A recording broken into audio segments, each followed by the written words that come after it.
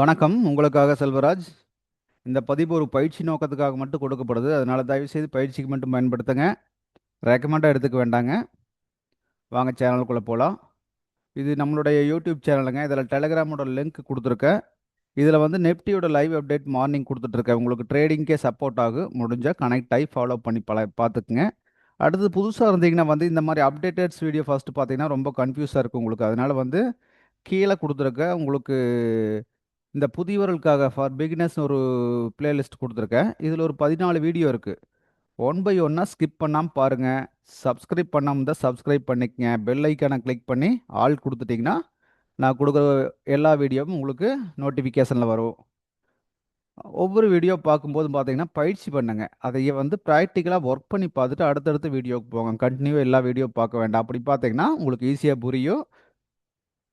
அதை வச்சு நீங்கள் ட்ரேடுக்கு யூஸ் பண்ணலாம். அதுக்கு பின்னாடி இந்த அப்டேட்டட் வீடியோ ஒவ்வொன்றா பாருங்கள். ஆல்ரெடி ட்ரேடர்ஸ் வந்து இந்த தவறாமல் பார்க்க வேண்டிய பாருங்கள். இதுவே உங்களுக்கு சப்போர்ட்டாக இருக்கும். அதுக்கு பின்னாடி அப்டேட்டட்ஸ் வீடியோ பாருங்கள். இப்போ அடுத்தது வந்து நம்ம இன்னைக்கு கோல்டு என்ன நடந்துட்டு இருக்குன்னு பார்க்கலாம். வெள்ளிக்கிழமை அன்னைக்கு மார்க்கெட் க்ளோஸ் ஆச்சு. இங்கே க்ளோஸ் ஆகிருக்குது. அதாவது ஒரு ரெசிஸ்டன்ஸ் ஏரியாவில் வந்து க்ளோஸ் ஆகி நிற்கிது. இன்னைக்கு வந்து பார்த்தீங்கன்னா ரெசிஸ்டன்ஸ் ஏரியான்னு எதை நம்ம வச்சுருக்கோம் அப்படின்னு பார்த்தீங்கன்னா, இதோ இந்த ஒரு பிளேஸை வந்து ரெசிடென்ஸ் ஏரியாவாக போட்டிருக்கோம். எதுக்காக இதை போட்டிருக்கோம் நம்ம அப்படின்னு கேட்டிங்கன்னா, முன்னாடியே கனெக்டிங் ஆன ஏரியா, அதாவது முன்னாடி சப்போர்ட் எடுத்த ஏரியாவை நம்ம ரெசிஸ்டன்ஸாக இங்கே மார்க் பண்ணி வச்சுருக்கோம். ஃப்ரைடே வந்து கரெக்டாக அந்த ரெசிஸ்டன்ஸுக்கே தொட்டிருக்கு. அதுக்கு முன்னத்த நாளே நம்ம வீடியோவில் பார்த்தோம். இங்கேருந்து வந்து மார்க்கெட் வந்ததுன்னா இந்த ரெசிஸ்டன்ஸ் வரைக்கும் வர்றதுக்கு பாசிபிலிட்டி இருக்குது அப்படின்னு பார்த்தோம். அதாவது இந்த ஹை வரைக்கும் வருதோ இல்லையோ, ஆனால் ரெசிஸ்டன்ஸ் வந்து டச் பண்ணும் அப்படின்னு சொல்லி தான் பார்த்தோம். கரெக்டாக அங்கே வந்து டச் பண்ணிடுச்சு. டச் பண்ணிவிட்டு மார்னிங் இன்னைக்கு ஓப்பன் ஆனது என்ன பண்ணியிருக்குன்னு கேட்டிங்கன்னா, அப்படியே வந்து கீழே ஓப்பன் ஆயிருக்கு. நேற்று க்ளோஸ் ஆன இடத்துக்கு கீழே இங்கே க்ளோஸ் ஆயிருக்கு. ஓப்பன் ஆனது இங்கே ஓப்பன் ஆயிருக்குது. இந்த இடம் என்ன இடம் அப்படின்னு பார்த்தீங்கன்னா, இதுக்கு ஜாயிண்ட் ஆகுமா அப்படின்னலாம் இப்படியெல்லாம் கன்ஃபியூஸ் பண்ணிக்க வேண்டாம். இப்போ நம்ம ட்ரெண்ட் படி பார்த்தோம்னா, நம்ம ட்ரெண்ட் பார்த்துருக்க ஏற்கனவே. ட்ரெண்ட் பார்த்தீங்கன்னா வந்து மேலே வந்து கீழே வந்து மேலே போய் கீழே வந்து எகைன் மேலே போய் கீழே வந்திருக்கு. வந்துட்டு இப்படி ஒரு ஜர்க் கொடுத்து போயிருக்கு. அப்போ பார்த்துக்குங்க. அப்போ இந்த பிளேஸ் ஒரு சப்போர்ட் ஏரியா ஆகுதா, இது ஒரு சப்போர்ட் ஆகுதா, இப்படி தான் நம்ம போட்டு பார்க்கணும். அப்போ என்ன பண்ணியிருக்கு இன்னைக்கு வந்து பார்த்தீங்கன்னா, ஆல்ரெடி இடையில ஓப்பன் ஆகி கொஞ்சம் மேலே போயிட்டு கீழே வந்தது. அதே சப்போர்ட்டை பிக் பண்ணிட்டு தான் போகிறான். இந்த சப்போர்ட்டை தாண்டி ஒன்றும் நடக்கிறது இல்லை, ரெசிஸ்டன்ஸ் தாண்டி நடக்கிறது இல்லைங்கிறது ஃபஸ்ட்டு மைண்டில் செட் பண்ணிக்கங்க.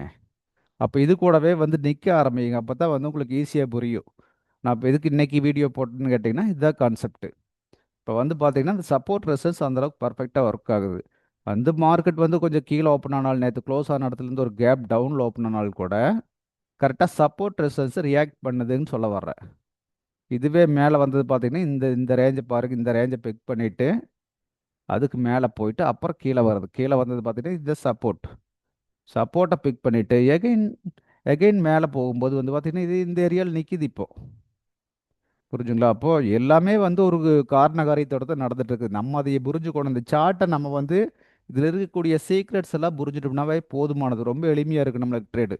இந்த சீக்ரெட்ஸுங்கிறது வந்து பார்த்தீங்கன்னா, இந்த சார்ட்டை ரீட் பண்ணுறது தான் நம்மளோட வேலையாக இருக்கும். சார்ட்டை ரீட் பண்ணிங்கனாவே போய்டு. ஆல்ரெடி நம்ம பார்த்துருக்கோம். இந்த மாதிரி வந்து ட்ரெண்டை பார்த்ததில் பார்த்துருக்கு. இப்படி வந்து கீழே வந்து மறுபடியும் மேலே போய் கீழே வந்து சாரி இப்படி கீழே வர்றது மார்க்கெட் வந்து ஒரு சின்ன ஜர்க்கு. எகைன் போயிட்டு இவ்வளவு தூரம் வந்துட்டு போயிருக்குது பாருங்க. எகைன் இவ்வளவு தூரம் வந்துட்டு மறுபடியும் போயிருக்குது. எகைன் இவ்வளவு தூரம் வந்துட்டு போயிருக்குது. இங்கே கொஞ்சம் வந்துட்டு போயிருக்குது. இங்கே வந்துட்டு இங்கே போய் முடிஞ்சிருக்கு. அப்போ இந்த ஏரியா கூட நம்ம எடுத்துக்க வேண்டியதில்லை. ஏன்னு கேட்டிங்கன்னா, இதோ இந்த ஹையை பிரேக் பண்ணாமல் இந்த இடத்துல கீழே வந்துட்டு போயிருக்கு. அதனால் இது வேண்டியதில்லை. இதை மட்டுமே எடுத்துக்க முடியும். அப்போ ஜர்க்கிங் பாயிண்ட்னு எங்கே இருக்குன்னு பார்த்தீங்கன்னா, இந்த பாயிண்ட் ஒரு ஸ்டாப் பாயிண்ட்டு, அடுத்த பாயிண்ட்னு எடுத்துகிட்டா சப்போர்ட்னு எடுத்துகிட்டு இந்த பாயிண்ட்டு, அதுக்கு பின்னாடி இந்த பாயிண்ட்டு, அதுக்கு பின்னாடி இதனோட எக்ஸ்ட்ரீம் லோ அப்படி வச்சுக்கலாம். அதாவது ஒரு ஜோனோட ஒரு ரேஞ்சோட பாயிண்ட்ஸை நம்ம நோட் பண்ணோம். இந்த பாயிண்ட்ஸில் வந்து ஏதோ ஒரு பக்கம் திரும்புங்கிறோம். அதே மாதிரி தான் இங்கே ஒரு கேப் டவுனில் ஓப்பன் ஆனாலும் கொஞ்சம் மேலே போயிட்டு கீழே வந்து இதையே சப்போர்ட்டாக பண்ணிட்டு போகிற மார்க்கெட்டு அப்படிங்கிறத தெரிஞ்சுக்குங்க. இப்படி தான் நடக்குது மார்க்கெட்டில் மாற்றி மாற்றி இதே தான் நடந்துட்டு இருக்குது. நம்ம தான் கரெக்டாக அண்டர்ஸ்டாண்ட் பண்ணிக்கணும்னு சொல்ல வர்றேன். புரிஞ்சுங்களா? அப்போது நம்ம இந்த ரேஞ்ச் எடுக்கிறதே ஒவ்வொன்றும் பிரேக் ஆனால் தான் ரேஞ்ச் எடுத்துக்கணும். ஒவ்வொன்றா ஒரு ஒரு ஹையை பிரேக் ஆச்சுன்னா அடுத்து ஒரு ரேஞ்ச் எடுத்துக்கலாம் அப்படி தெரியணும். ஒரு ஹையை பிரேக் ஆச்சு அப்படிங்கும்போது நம்ம ஒரு ரேஞ்ச் எடுத்துக்கலாம். இந்த ரேஞ்சுகளை தான் நம்ம வச்சு ட்ரேடுக்கு யூஸ் பண்ணணும். அப்போது இங்கே வந்து லோவை கட் பண்ணாமல் ஹையை கட் பண்ணிட்டு போயிட்டு இருக்கும்போது ட்ரெண்டு பை ட்ரெண்டு அப்படிங்கிறத ஃபஸ்ட்டு ஐடென்டிஃபை பண்ணியிருப்போம். ஏன்னா நம்மளுடைய ட்ரெண்ட் அப்படின்னு சொல்லி ஒரு கான்செப்ட் இருக்குது, அதை பாருங்கள். ட்ரெண்டு, சப்போர்ட், ரெசிஸ்டன்ஸ், இந்த ரெண்டு விஷயத்தை பார்த்தீங்கன்னா இதை ட்ரெண்டை புரிஞ்சுக்குவீங்க, சப்போர்ட் ரெசிஸ்டன்ஸ் இப்படி தான் எடுக்கணும்னு தெரிஞ்சுக்குவீங்க.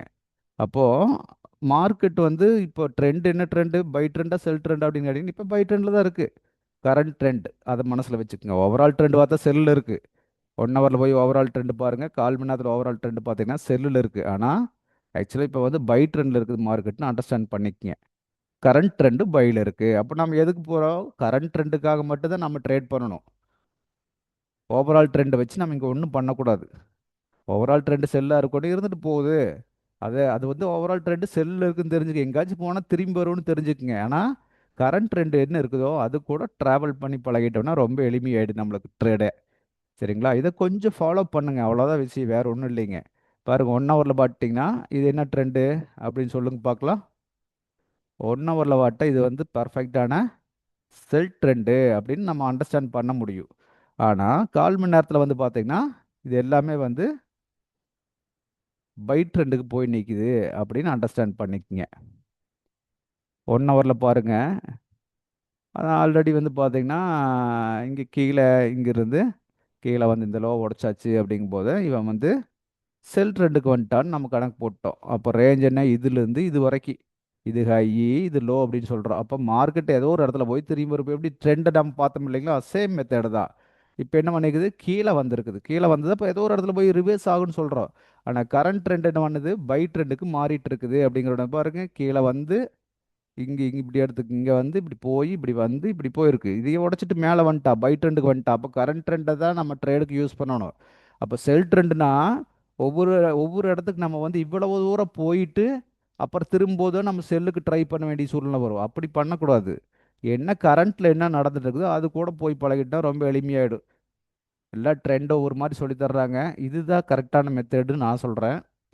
அப்போ இந்த இடத்துக்கு வரும்போது ஆட்டோமேட்டிக்காக வந்து நீங்கள் மறுபடியும் செல்லுக்கு ட்ரை பண்ணலாமா அப்படின்னா ஓவரால் ட்ரெண்டுன்னுக்குது, அதையும் பார்த்துக்கணும். இதுக்கு தான் ஓவரால் ட்ரெண்ட் பார்த்துக்கணும். மேலே அவ்வளோ தூரம் வந்தாலும் கூட இதை உடச்சிட்டு போகிறது கொஞ்சம் சிரமமாக தான் இருக்கும். ஃபஸ்ட்டு இந்த ரெசிஸ்டன்ஸ், இந்த சப்போர்ட் வந்து ரெசிஸ்டன்ஸாக மாறி நிற்கிது. இந்த ஏரியாவே பெரிய பிளாக் பாயிண்ட் தான். இதையும் உடச்சிட்டு வந்ததுனால அடுத்த பாயிண்ட் பார்த்தீங்கன்னா இங்கே நிற்கிது. அப்போது எங்கேயோ ஒரு பக்கம் போய் மறுபடியும் கொஞ்சம் தூரம் கீழே வர்றதுக்கு பாசிபிலிட்டி இருக்குது அப்படிங்கிறத ஒரு கான்செப்ட்.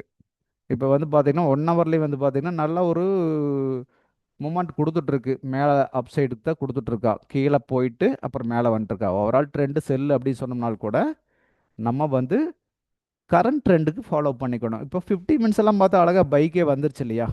அப்புறம் நம்ம போய் இப்போ செல்லுக்காகவே உட்காந்துருந்தோம்னா இந்த இடத்துல வந்து நம்ம சஸ்டெயின் பண்ண முடியாது. பாருங்க, 15 மினிட்ஸ் அழகாக வந்து எப்படி வந்திருக்கான்னு பாருங்க. அப்படியே வந்து கீழே வந்து மேலே போனவ எகெயின் வந்து இப்படி தான் வந்திருக்கா, இப்படி தான் நடந்திருக்கா. ஒவ்வொன்றும் உடச்சிட்டு போயிட்டு இருக்காங்கிறது தெரியணும். உடச்சிட்டு போயிட்டு இருக்காங்க போதே நம்மளுக்கு பை ட்ரெண்டில் போயிட்டு இருக்கா அப்படின்னு அண்டர்ஸ்டாண்ட் பண்ணிக்கணும். அப்போ கீழே பாருங்க, ஒவ்வொரு ஸ்ட்ரகிள் பாயிண்ட்டை பாருங்க எந்த இடத்துல எப்படி இருக்குதுன்னு. இந்த பாயிண்ட்ஸுகளை நம்ம நோட் பண்ணிக்கணும். இப்படி தான் மார்க்கெட்டில் நடந்துட்டு இருக்குது அப்படின்னு அண்டர்ஸ்டாண்ட் பண்ணணும். அப்போது கீழே வர்ற மார்க்கெட் அகைன் இங்கே தான் திரும்பி போகுது. ஒன்றும் பெருசாக செல் ட்ரெண்டுக்கு வந்துச்சா வரல, 50 மினிட்ஸ் வந்துருச்சுன்னா இன்னும் வரலன்னு தான் சொல்லணும். சரிங்களா? அதாவது ஒரு ஹை உடைக்கும் போது அந்த பாயிண்ட் எடுக்கிற பாரு, இந்த இந்த ஹையை இப்போ தான் உடைக்கிறா. அப்போ அப்படி இருக்கும்போது நம்ம இந்த பாயிண்ட் தான் எடுக்க போகிறோம். அப்போ இந்த பாயிண்ட் நம்ம எடுக்கணுங்கிறது கிடையாது.